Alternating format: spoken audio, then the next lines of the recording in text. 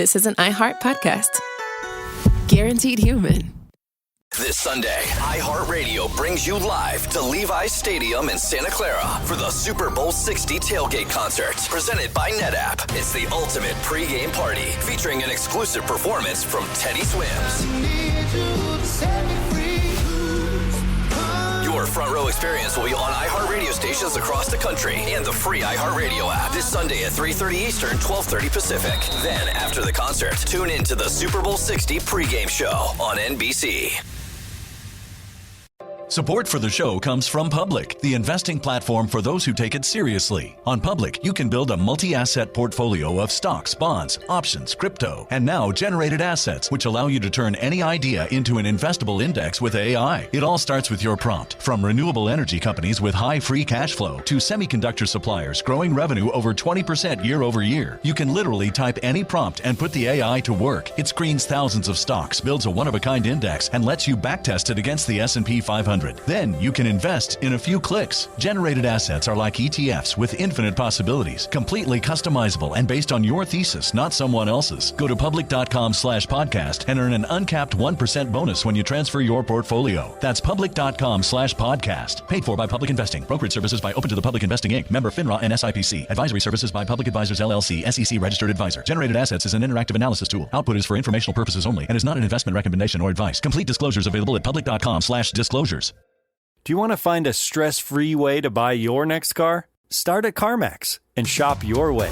And if you want to browse with confidence, get pre-qualified online with no impact on your credit score and shop cars within your budget. From luxury cars to family rides, CarMax has options for almost every price range, including more than 25,000 cars priced under $25,000. So, hey, want to get started? Just head to CarMax.com for details and get pre-qualified today.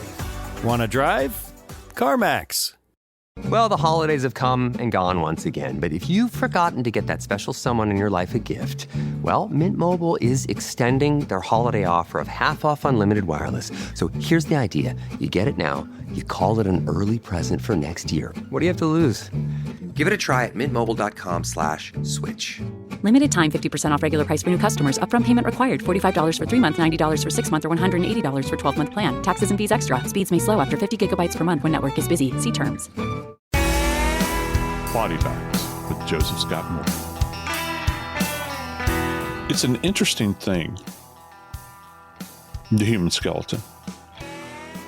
Did you know that every stage of life that we go through is kind of marked by our physical support system, if you will, our anatomical support system, our framework, that framework that our organs rest within and that our skin stretches over. It marks time for us. It gives off developmental signals. It talks about disease. And I say talk as if you can have a conversation with it. But if you read it right, you can learn a lot about people through their skeletons. And in my world, in the world of medical legal death investigation, sometimes skeletal remains are all that we have to tell the tale. I'm Joseph Scott Morgan, and this is Body Bags. Brother Dave, I've been excited about doing this episode with you because I got to make a confession right here, right now, and tell you this dirty, dark little secret about myself. I am, at my heart, a amateur, frustrated forensic anthropologist. I've always worked with forensic anthropologists. I've been in their worlds. I've been in their labs. I've been in the field with them, slapping mosquitoes and fending off snakes. Yes. Been in swampy waters. I've been in rugged terrain.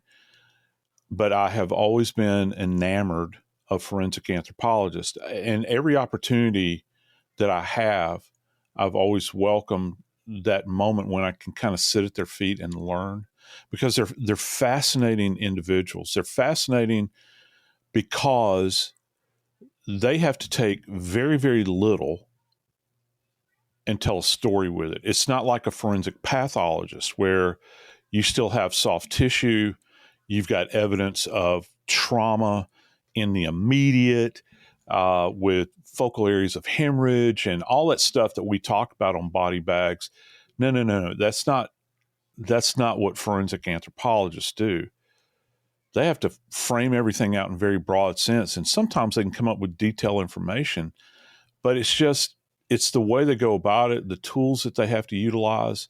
And I'm not talking about stuff that they can necessarily hold in their hands as far as tools, but their intellect, that those things that they bring to the table to try to literally, and just envision this for a second, Dave, to try to fill in the blanks. Where soft tissue used to be, it no longer exists.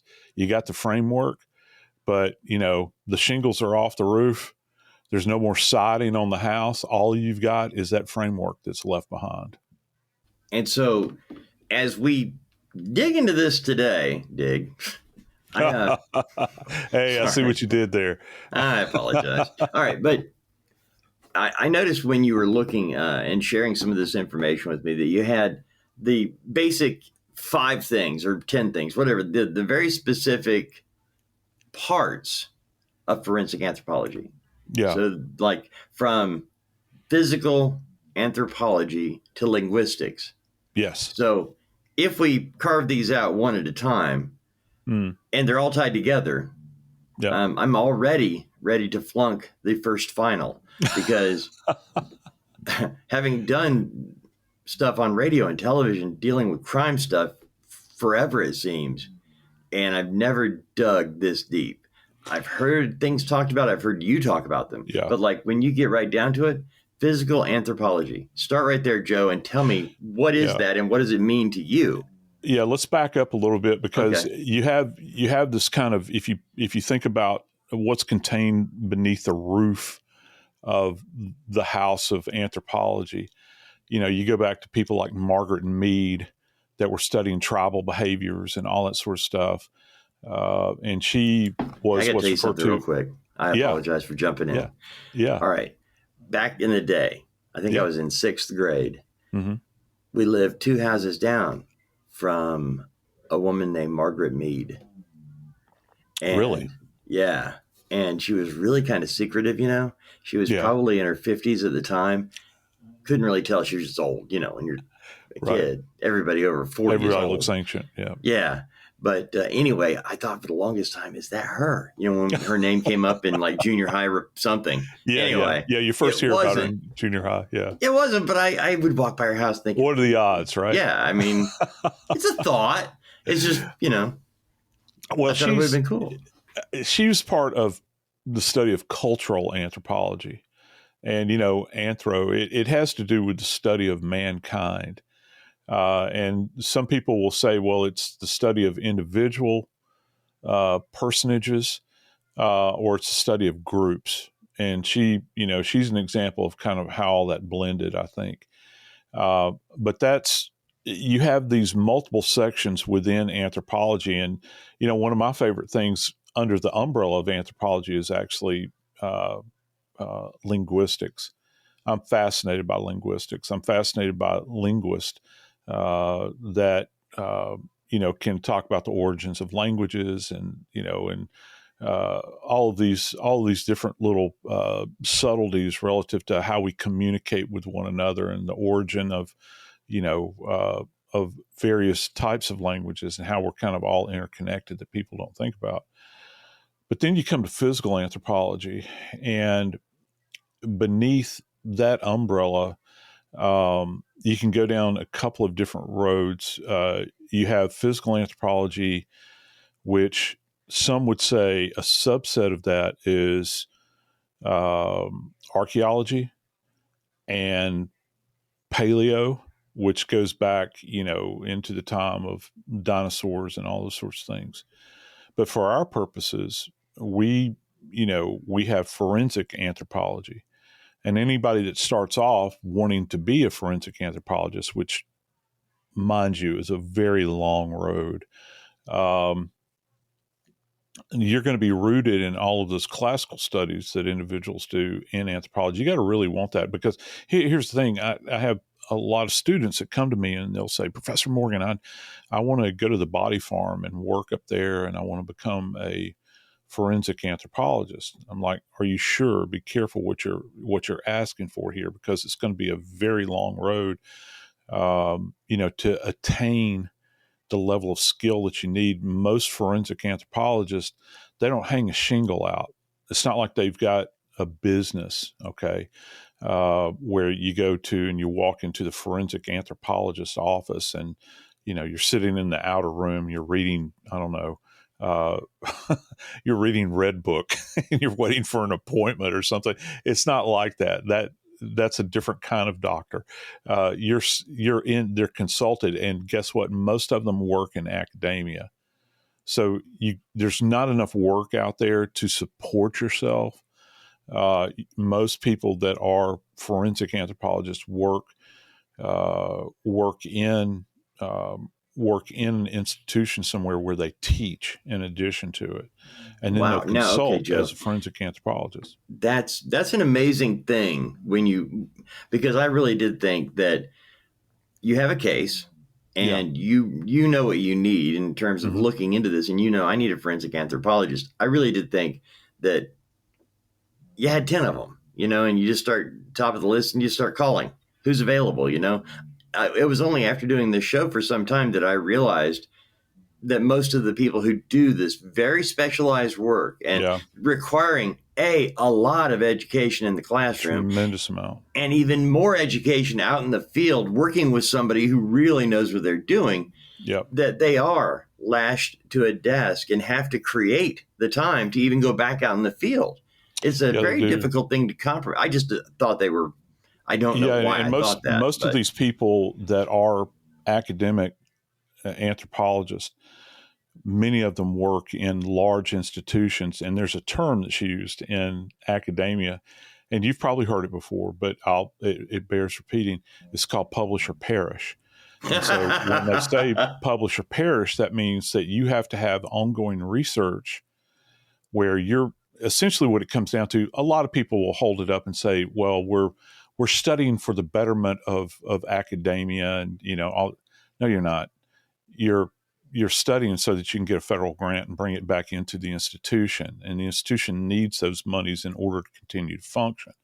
And that's demonstrative of what's going on at the institution. We're just putting all the cards on the table here. That's the reality of it. So if you're a forensic anthropologist, not only are you teaching classes, but you're also having to do individual research. And by the by, in addition to that, you're working with a variety of different law enforcement agencies. I think probably the template for that, and the best example, is Dr. Bill Bass, who founded the body farm up in UT, up at the University of Tennessee in Knoxville, and solely for the purpose of trying to understand how human beings decay, which is something that most people in their wildest dreams would not think about, that occurring.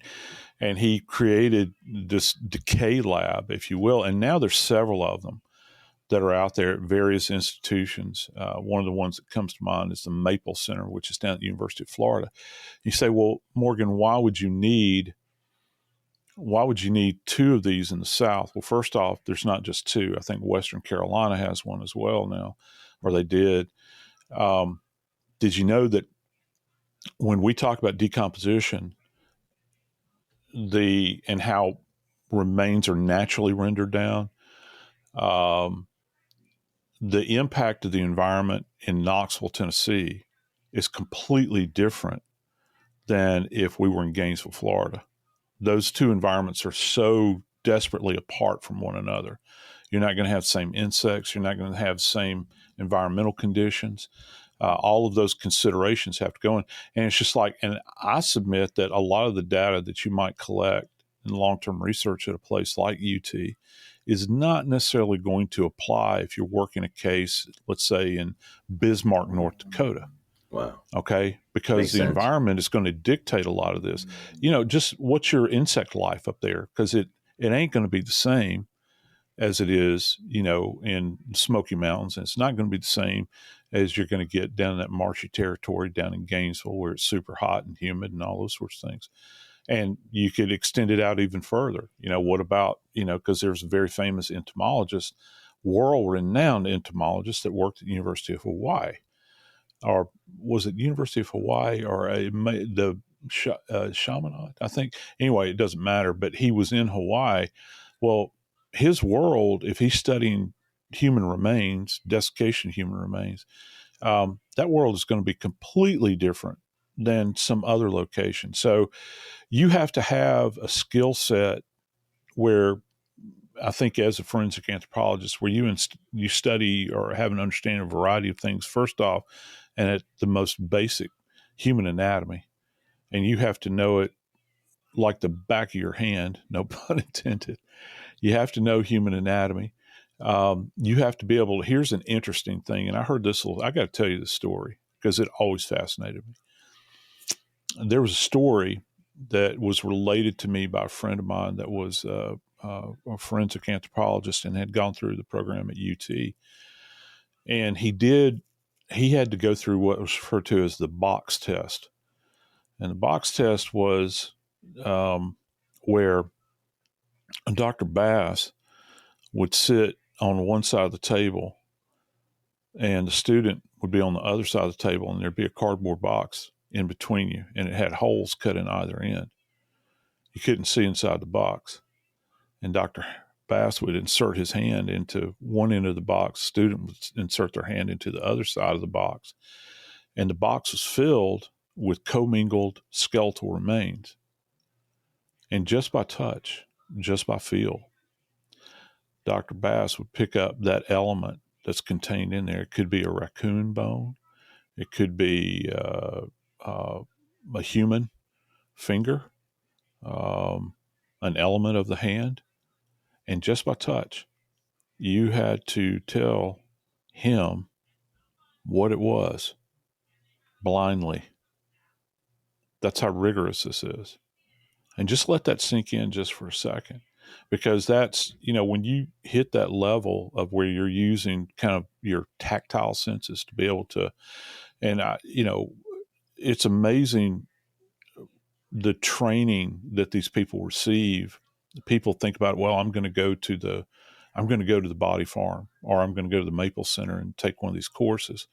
Yeah, you can do that, and you have a foundation, for what moves forward, because there are specialized courses that civilians and law enforcement can go to. But it's not like going through a master's or a doctoral program. Certainly a doctoral program when you get there. I put gummy worms in the box just to mess with them. Yeah, no kidding. It's the prospect of that on one level is very terrifying to me, but you have to put on your science hat when you do that. I'm just thinking of the training and education it would take to determine this is a raccoon bone and not a small bone from the foot. Because we got a billion bones in there, and some are really small, and that just boggles my mind that you could do that by touch. Well, I got to tell you one other little interesting story. The same friend of mine, who was from Louisiana but went to UT for his master's and his PhD. He used to like to take back roads home. He stayed off of interstates. It was just his thing. He just liked to travel, through through the less populated areas of the South.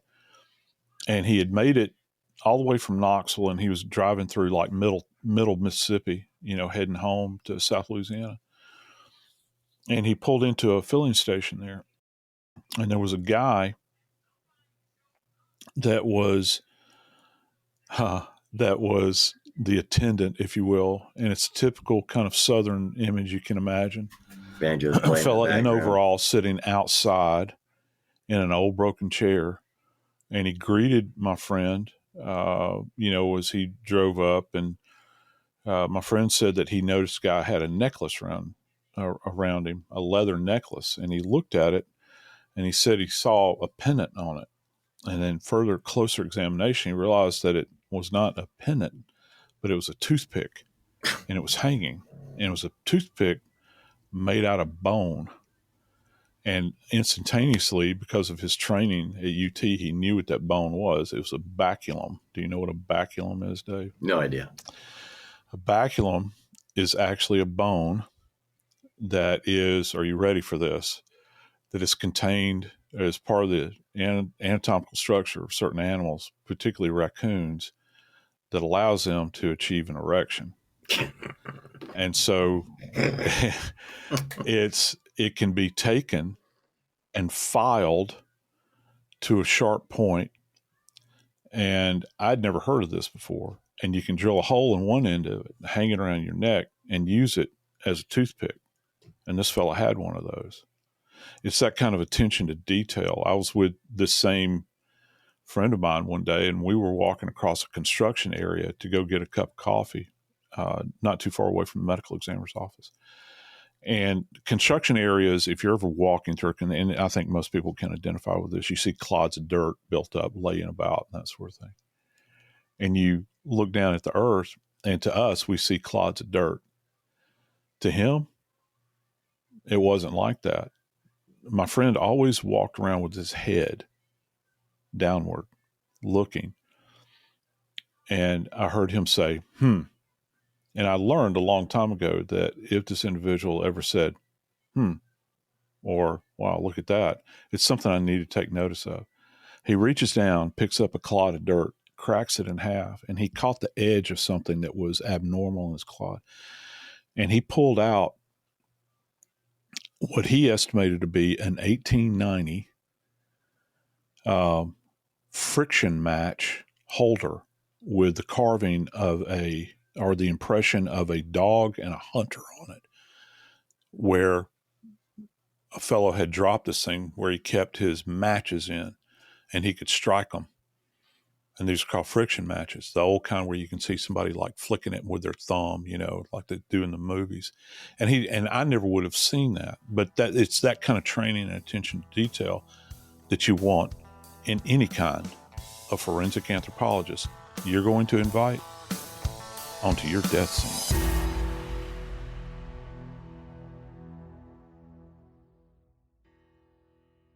This Sunday, iHeartRadio brings you live to Levi's Stadium in Santa Clara for the Super Bowl 60 tailgate concert, presented by NetApp. It's the ultimate pregame party, featuring an exclusive performance from Teddy Swims. Your front row experience will be on iHeartRadio stations across the country and the free iHeartRadio app this Sunday at 3:30 Eastern, 12:30 Pacific. Then, after the concert, tune in to the Super Bowl 60 pregame show on NBC. Support for the show comes from Public, the investing platform for those who take it seriously. On Public, you can build a multi-asset portfolio of stocks, bonds, options, crypto, and now generated assets, which allow you to turn any idea into an investable index with AI. It all starts with your prompt. From renewable energy companies with high free cash flow to semiconductor suppliers growing revenue over 20% year over year, you can literally type any prompt and put the AI to work. It screens thousands of stocks, builds a one-of-a-kind index, and lets you backtest it against the S&P 500. Then you can invest in a few clicks. Generated assets are like ETFs with infinite possibilities, completely customizable and based on your thesis, not someone else's. Go to public.com/podcast and earn an uncapped 1% bonus when you transfer your portfolio. That's public.com/podcast. Paid for by Public Investing. Brokerage services by Open to the Public Investing Inc. Member FINRA and SIPC. Advisory services by Public Advisors LLC, SEC registered advisor. Generated assets is an interactive analysis tool. Output is for informational purposes only and is not an investment recommendation or advice. Complete disclosures available at public.com/disclosures. Now I'd like to introduce you to Meaningful Beauty, the famed skincare brand created by iconic supermodel Cindy Crawford. It's her secret to absolutely gorgeous skin. Meaningful Beauty makes powerful and effective skincare simple, and it's loved by millions of women. It's formulated for all ages and all skin tones and types, and it's designed to work as a complete skincare system, leaving your skin feeling soft, smooth, and nourished. I recommend starting with Cindy's full regimen, which contains all 5 of her best-selling products, including the amazing youth-activating melanin Melon Serum. This next-generation serum has the power of melon leaf stem cell technology. It's melon leaf stem cells encapsulated for freshness and released onto the skin to support a visible reduction in the appearance of wrinkles. With thousands of glowing 5-star reviews, why not give it a try? Subscribe today and you can get the amazing Meaningful Beauty system for just $49.95. That includes our introductory 5-piece system, free gifts, free shipping, and a 60-day money-back guarantee. All of that available at meaningfulbeauty.com. Are you a fraud-paying American? It's a fact that 1 in 4 honest, hard-working, tax-paying Americans has been a victim of identity theft. With LifeLock Identity Theft Protection, though, if your identity is stolen, they fix it, guaranteed, and get you your money back. Last year, the IRS flagged over $16 billion in refunds for identity fraud. That's billions of dollars that could come from your salary, overtime, or second job. But this year, you don't need to stay a victim. LifeLock monitors millions of data points per second for your personal information and alerts you to threats you could easily miss on your own.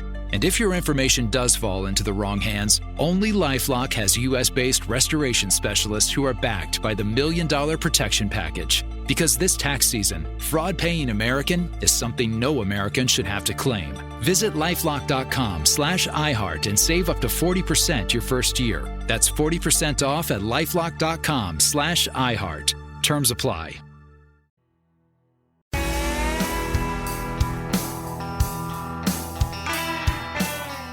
I think probably out of, I don't know if you guys share this opinion, but for me, out of all of the Terminator movies with Schwarzenegger, my favorite one is the second one, with the liquid guy.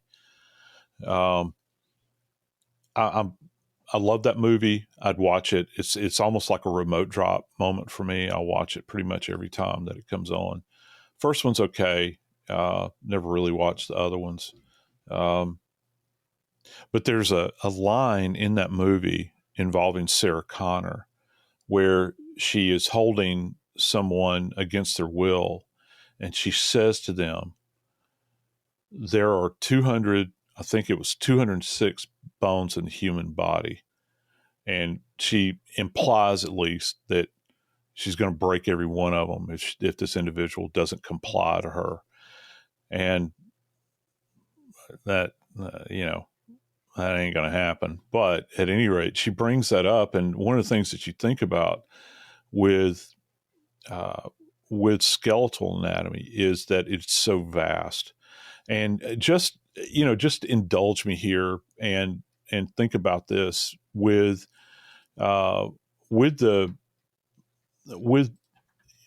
skeletal anatomy.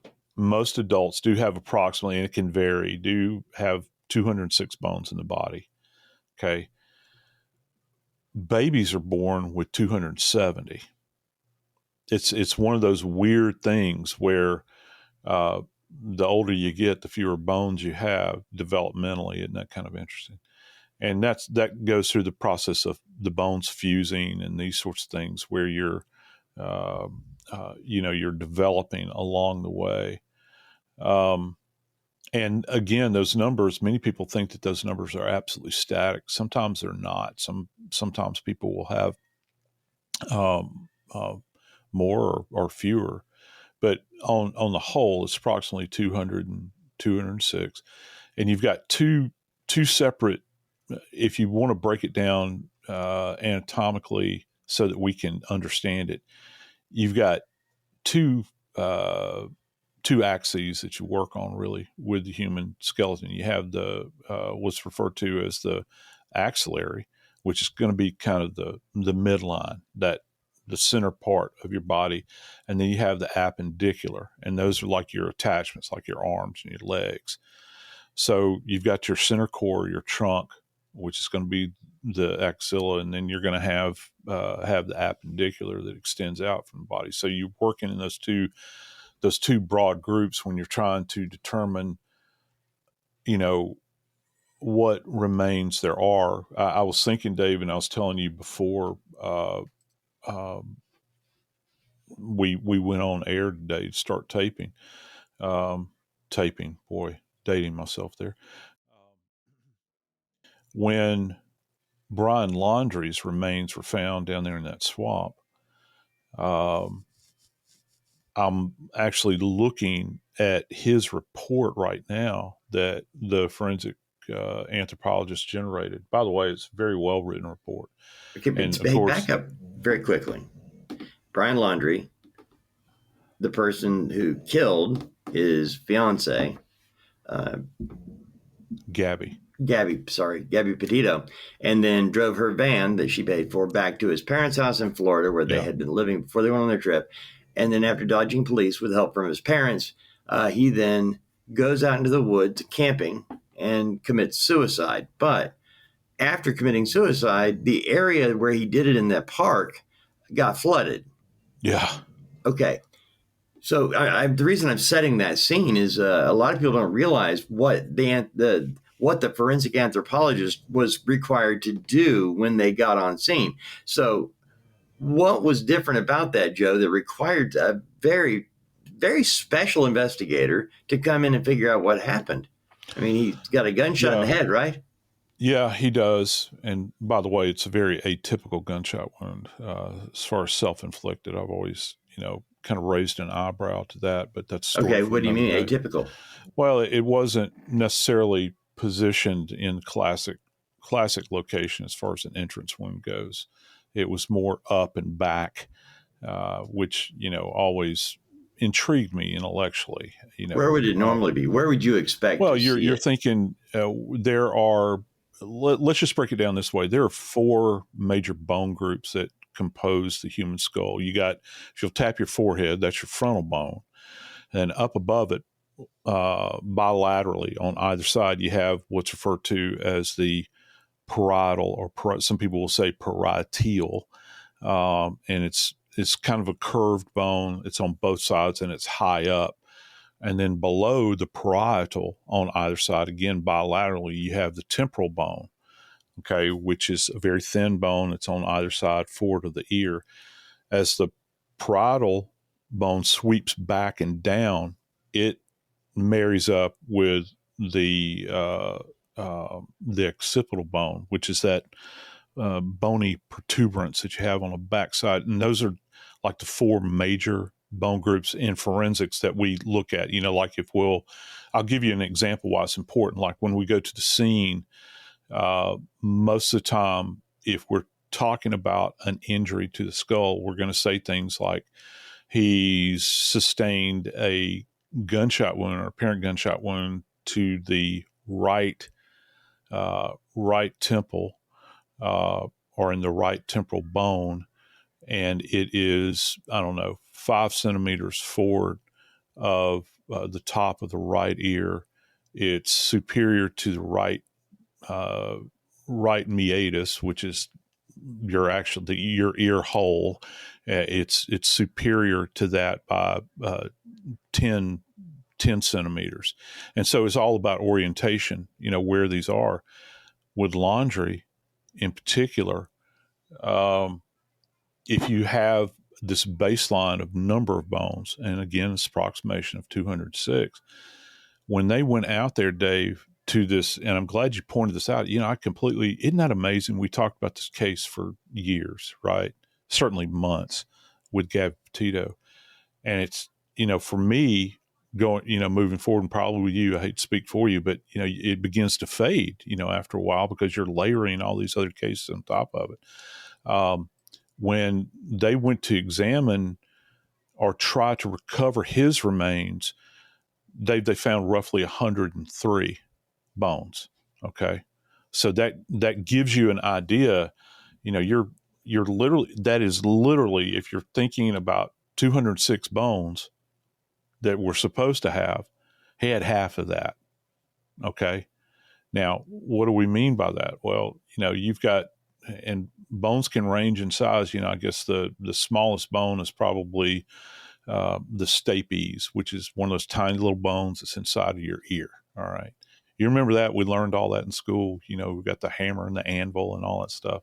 Just to give you an idea, like many people listening right now, I actually probably napped for most of that. And then the night before, I broke out the book and memorized as best I could.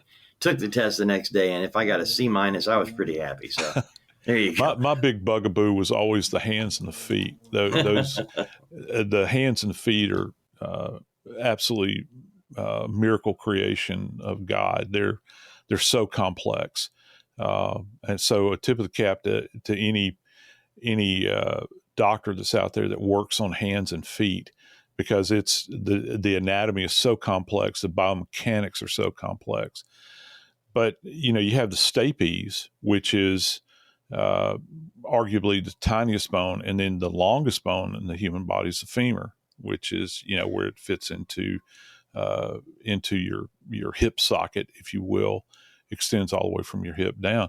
So with Laundrie, for example, he roughly had 108 bones that they recovered out there. And what made this so very difficult is that this was not a burial.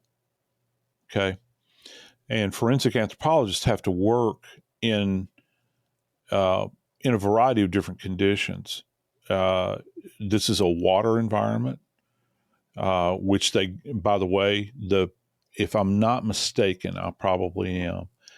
I think that the forensic anthropologist either came from the University of Southern Florida or the University of Central Florida. My money's on Southern Florida, though.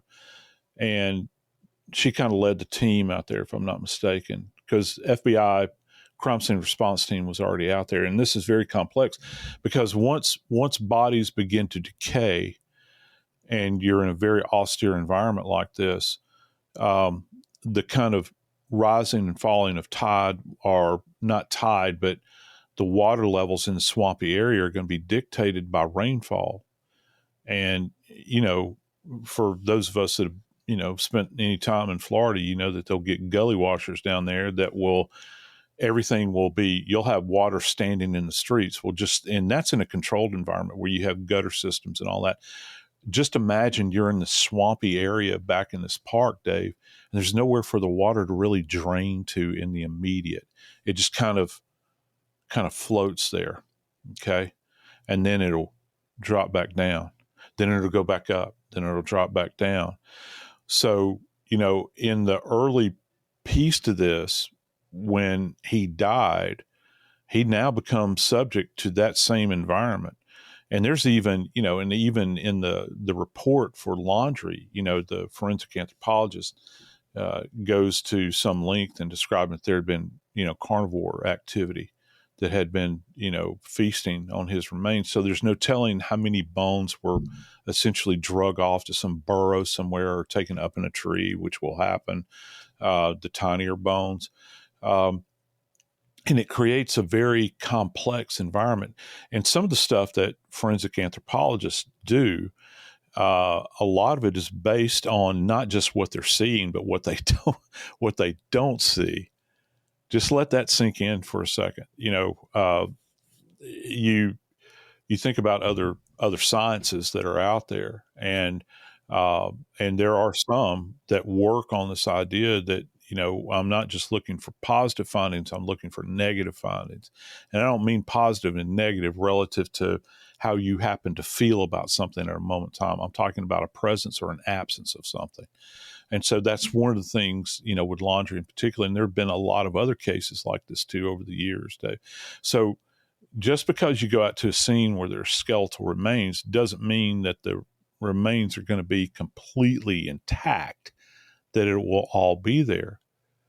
And that's where the difficulty really arises as it's applied to the skill of the forensic anthropologist. How are they going to be able to interpret what they're finding? How does it fit into the narrative of the death?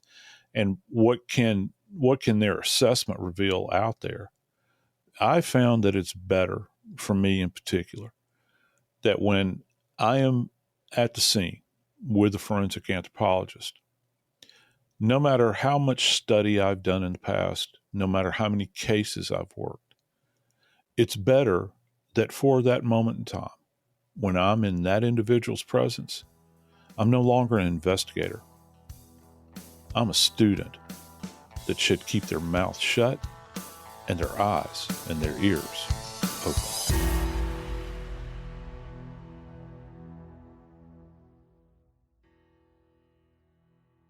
This Sunday, iHeartRadio brings you live to Levi's Stadium in Santa Clara for the Super Bowl 60 tailgate concert, presented by NetApp. It's the ultimate pregame party, featuring an exclusive performance from Teddy Swims. Your front row experience will be on iHeartRadio stations across the country and the free iHeartRadio app this Sunday at 3:30 Eastern, 12:30 Pacific. Then, after the concert, tune in to the Super Bowl 60 pregame show on NBC. Support for the show comes from Public, the investing platform for those who take it seriously. On Public, you can build a multi-asset portfolio of stocks, bonds, options, crypto, and now generated assets, which allow you to turn any idea into an investable index with AI. It all starts with your prompt. From renewable energy companies with high free cash flow to semiconductor suppliers growing revenue over 20% year over year, you can literally type any prompt and put the AI to work. It screens thousands of stocks, builds a one-of-a-kind index, and lets you backtest it against the S&P 500. Then you can invest in a few clicks. Generated assets are like ETFs with infinite possibilities, completely customizable and based on your thesis, not someone else's. Go to public.com/podcast and earn an uncapped 1% bonus when you transfer your portfolio. That's public.com/podcast. Paid for by Public Investing. Brokerage services by Open to the Public Investing Inc. Member FINRA and SIPC. Advisory services by Public Advisors LLC, SEC registered advisor. Generated assets is an interactive analysis tool. Output is for informational purposes only and is not an investment recommendation or advice. Complete disclosures available at public.com/disclosures. Hi, I'm Cindy Crawford, and I'm the founder of Meaningful Beauty.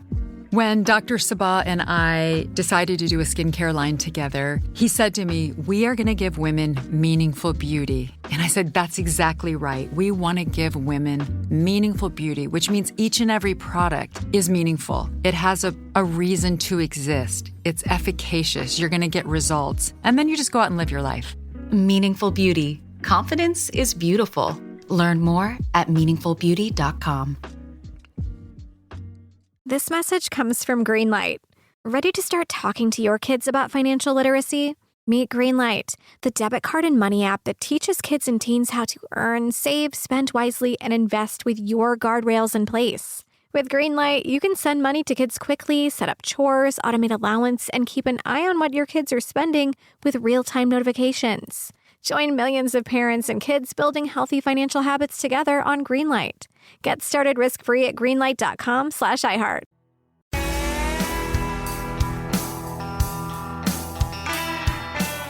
People talk a lot about Dr. Bass, as well as should, because he is a giant in the field of forensic anthropology and in forensic science. It's not just a lot of stuff that Dr. Bass has done has, kind of seeped over into other practice. He's greatly influenced forensic pathology, I think. He's influenced the study of ballistics relative to how bones interact with projectiles. Tool marks is one of the big areas that they investigate. He had one fellow on his staff for a long time that was one of the leading experts in the world on saw marks. And all this guy did was study the different types of saw blades and what kind of impressions they would generate on bone, whether it's a circular saw or a hacksaw. But one of the more interesting characters in forensic anthropology is a guy that is no longer with us. And I think he was at the University of Oklahoma for a long time. That's Dr. Clyde Snow. And Dr. Snow, who I never had an opportunity to meet, I wish that I could have. Dr. Snow was kind of a rotund individual that, was always dressed. He always looked like he was going on a safari and smoked a lot. But he came up with a really interesting term, and I still use this to this day when I teach a section at Jack State on forensic anthropology. He coined the phrase, let me get this straight, osteobiography. And what he understood that many people don't understand is that by the study of human skeletal remains, we can learn so much about bodies, and not just the remains that are in front of you, but a life that had been lived prior to that. And let me give you one of the big for instances here. Let's just say that you've got human remains and you're trying to determine, You're trying to do sex determination on a skeletal remain. Well, you're not just looking at the size of the bone, because males' bones tends to be robust. Female bones tend to be what is referred to as gracile, which means kind of delicate and fine. You're looking for any kind of disease-related changes. Well, if you've got a bone that shows an indication of osteoporosis, well, odds are that's not going to be a male skeletal element. That's going to be a female element, because there's a huge industry out there that's built up on treating osteoporosis. I mean, how many times do you hear that in the news? I knew one friend of my wife who she ate Tums every single day because her doctor told her that it's a great source of calcium. To knock down, use something to knock down the advancement of osteoporosis. There's other diseases too. You have, like, if you're digging through older remains and they'll have somebody died of tuberculosis, there will be these changes that take place to bone as a result of tuberculosis. You have cases where I know there's a current dig that's going on over in and I'd mentioned this, I think, in a previous episode, going on over in Bristol, England. And you have the bodies of children, and the children are malnourished. Well, developmentally, that skeleton is going to demonstrate malnutrition. Okay. Trauma. I don't know about you, Dave. I think I have playing football. I think I have broken every one of my fingers at one point in time. Most of them I would just pop, and now I'm paying the price for it. I've broken my hand, broken my nose 3 times. I've had, no kidding. It seems like it. But if you were to strip down all that remains of Joe Scott Morgan and you were looking at my skeleton, well, I have an osteobiography as a result. You're going to be able to tell certain little things about me and the life that I had led. Not only are you going to be able to see, for instance, with my nose that has been broken multiple times, not only are you going to see evidence that it has been broken, but as time has gone on, you're going to be able to appreciate how long ago this happened, because the bone will begin to smooth. You look at one of the things I'm always fascinated by is if I ever had a skull, I would look at the sutures on the top of the skull, which are, I urge anybody right now in the sound of my voice to go and look up an actual picture of a human skull, and you'll see these kind of curvilinear lines that run through the midline of the skull, and they run in the backside of the frontal bone and back in the occipital area. Well, those are called suture lines. And when we're babies and we're forming, they kind of, and they have interlocking teeth. Well, we'll look at a human skull, Dave, and if those suture lines are smooth, like when you run your hand over it, you can't feel them. Sometimes they're obliterated. You know that person was like really advanced in age, because you think about just doing this. Just imagine this. Every time you raise your eyebrows, frown, okay, smile, the overlying skin is moving, and it wears on bone over a period of time. It eradicates it. And you'll have, like, we call it suture obliteration. You'll also have it if you take the tip of your tongue and stick it a roof of your mouth. That's actually your hard palate. You've heard that term before. Well, if you stripped away the skin, the tissue off of your hard palate, and you could get down to the bone, which actually is kind of like the floor of the skull, there's suture lines in there. And those sutures Well, I actually did a paper on this years ago. You have suture line obliteration in the roof of the mouth as well. And then you have joint wear. You can see arthritic changes. And if anybody has had like a gunshot wound, a broken arm, even if it's been surgically repaired, you can still see evidence that the bone is what's called mottled. It's trying to fuse, back together. And you'll get, bones will do that.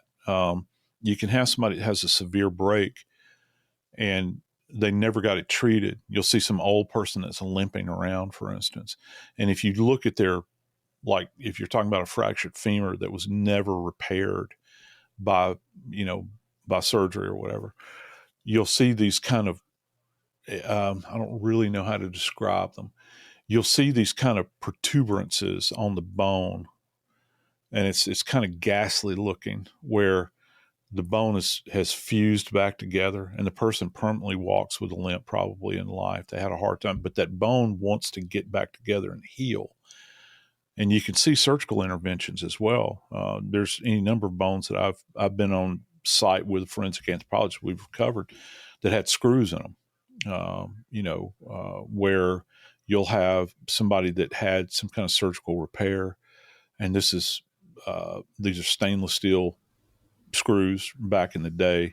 They're probably using other types of components now to do that. The original Planet of the Apes, when Charlton Heston is in the cave, and he's going through the different things that he found in there. One was dental, the other was the heart valve, and he was describing the things that he knew of that person who is long gone, all that's left. Isn't that amazing? I forgot all about that scene, and you're absolutely right. And that stuff does remain behind. I think the Morphew case in particular. Oh, wow.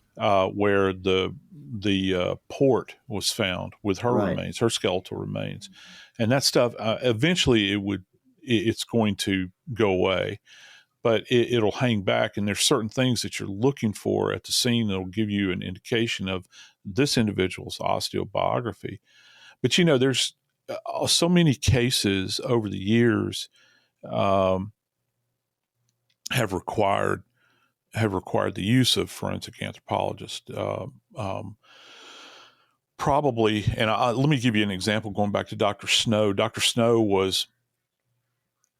had quite the reputation of being, he was kind of I don't know if you use the term swashbuckler. I don't think he was swinging off of chandeliers, but he was a man of his time. He actually went, and can you imagine doing this? Can you imagine going down to Central America in the height of all the civil wars that were happening back in the 80s? And Dave, he'd go down there and exhume mass graves and be shot at while he's down there. And he's standing on the edge in some jungle location, in Honduras or Nicaragua or where El Salvador or wherever it is that he was, and to try to make sense out of what was still in those graves. And I think a lot of people would say, and this goes to kind of being an anthropologist, a lot of people will say, well, they're dead. What difference does it make? We know that they were all lined up and shot and pushed down a grave. Well, you can learn a lot from, first off, what has been deposited in the grave. For instance, if in war crimes cases, and you see this you've seen this in Europe over the years as well, and I would submit to you in Southeast Asia, when people are killed and dumped into a grave, well, you need to have a forensic anthropologist to tell you, are they only killing males? Are they killing males? Are they killing only females? Are they killing the elderly? Are they trying to eradicate all of the children in a particular village? And from that, you can begin to kind of piece together what sorts of people you're dealing with. And when this goes, say, for instance, you're working a case of, genocide like this, that information would go to like a world court or wherever it is that they try to prosecute these things, to give them an idea as to who is being targeted in any particular case. There are a lot of cases where, particularly if you have tribal issues, where they'll kill all the males and then kidnap all the women and children and try to, bring them into their own community. And so that's the type of thing that, that Dr. Snow would do. And then he would look, he'd also try to give them an idea, how were they killed?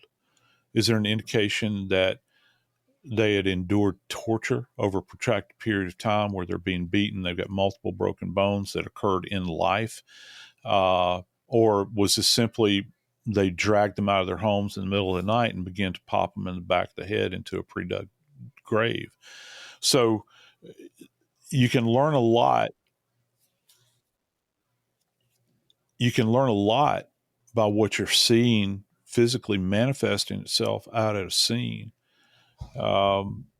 With going back to, to other cases that are out there. I had friends that worked Waco, for instance, that were out there. Well, Dave, you're talking just tens of not just skeletal remains, but you're talking skeletal remains that are skeletonized as a result of intense flame. These remains are incredibly fragile. I wrote about in my book, Blood Beneath My Feet, from all those years ago, where I'd had an episode of I was going through a real tough time in my life and really dealing with certain issues with PTSD. And we had a guy on Georgia 400 that had run his car into the side of a pillar of a support pillar of a overpass on Georgia 400. And I'll never forget it. It was a little, I was going to say Texas. It was a little Ford Ranger pickup truck. He was on his way into work. And when he hit this bridge pillar, support pillar, his truck burst into flames. And he was trying to get out of the car, and he succumbed, and his body continued to burn. And to give you an idea of the fragile nature of it and what you encounter, when I was at the scene, I went to, and as was my practice, I'd look inside the cab of a vehicle, even if it had been on fire, and I'm looking around, and this guy's hands were in what's referred to as the pugilistic condition, or posture, where the hands are drawn up. Everything contracts at that point in time, depending upon heat. And as I stuck my head into the cab, the guy's left hand brushed against my right cheek. And in kind of a snap move, I grabbed like this with my left gloved hand, and his entire arm broke off in my hand. And when you think about the intensity of fire, for instance, like in Waco, or you think about the Twin Towers, this intense flame that's in there, these remains become very, very fragile. So you're already dealing with something where you're trying to assess a few things. Well, first off, you want to know who they are. We've talked about this on body bags before. It's, to me, knowing who somebody is probably more important than knowing what caused their death, because if I can find out who they are, I can fill in the blanks relative to the life that they led, and maybe in some way the police can take that information and go find out who killed them. So you're trying to determine who they are, and then you're trying to determine what happened to them. And it's only a forensic anthropologist that really has that skill set to deal with these very fragile, delicate remains. And they're always fighting against the elements. That's one of the fascinating things about the practice of forensic anthropology. All those things that they do when they go back to their lab and try to ascertain whose remains they're dealing with, who is this person. It's rather a daunting task, Dave. So the forensic anthropologist is brought in, going back to Brian Laundrie for a minute, because we find his skeletonized remains, just bones. And I guess there was minimal amount of flesh. Yeah, there would have been some.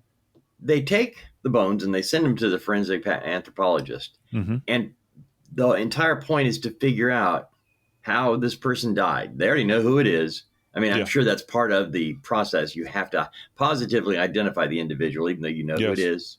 All right. But you mentioned that there was something wrong about, or not wrong, something different about the gunshot. Yeah.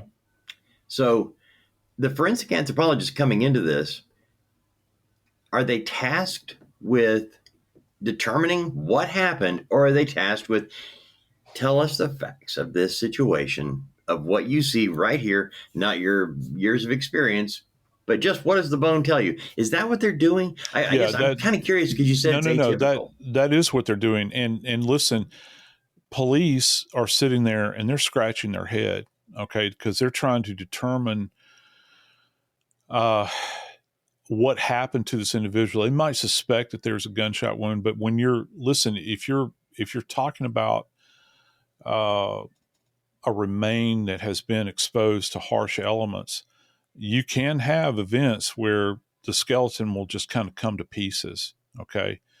And you don't know, for instance, with laundry, as an example, you don't know if this defect, and we'll call it a defect instead of a gunshot wound, because that's really all that you know at that point. You've got a hole. Was that hole something that occurred in life leading up to death, or is it something that occurred afterwards? Because you begin to think about, well, you've got animal activity, that's occurring out there. Was there an animal that was gnawing on this remain?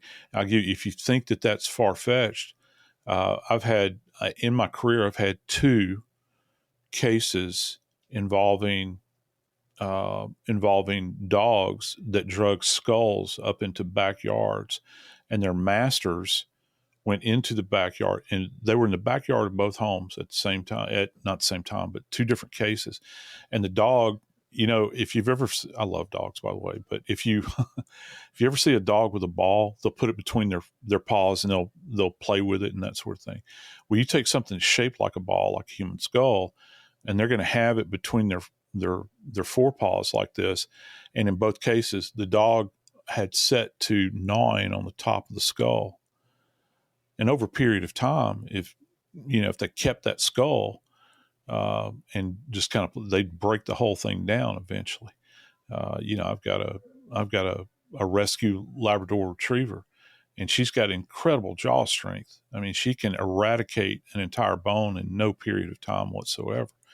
It's amazing what they can do. So you have to factor all that in. You're trying to give this information back to the police, and the forensic anthropologist, given enough time, will arrive at their own conclusion about not just antemortem versus postmortem, but they will also give you an idea as to things like with gunshot wounds. They'll give you an idea about directionality.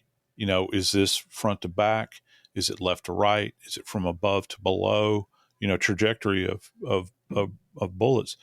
Then you get into these areas that, Lord knows, Dave, you and I have covered so many of them with dismemberments. You have to be really, no pun intended, as forensic anthropology, you have to be very sharp relative to dismemberment, because you have to understand what kind of tool could have facilitated this bone coming apart. That it didn't just spontaneously come apart in mid-shaft of a femur with spiral saw marks on the leading edges of it. This is something that somebody took maybe they took a bandsaw, or they took a circular saw and just ran it through the center of the thing. Well, what type of instrument is this? So you have to be up on tool marks to be able to assess this. And also, was this done in life? Was this part of torture? Could it, was some limb hacked off while the person was still alive? Or was this something that was done after the fact? So you have to be really you have to really up your game as a forensic anthropologist to not just understand the bone itself or trying to classify it anatomically, but these individuals have to be able to understand what happened to the person in death. Because for the most part, when we die and you call in a forensic anthropologist, our bony structures are all that remain. I'm Joseph Scott Morgan, and this is body bags.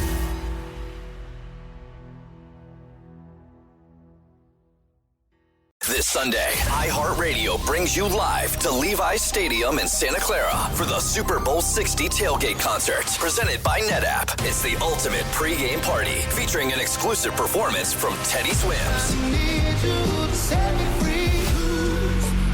Your front row experience will be on iHeartRadio stations across the country and the free iHeartRadio app this Sunday at 3:30 Eastern, 12:30 Pacific. Then, after the concert, tune in to the Super Bowl 60 pregame show on NBC.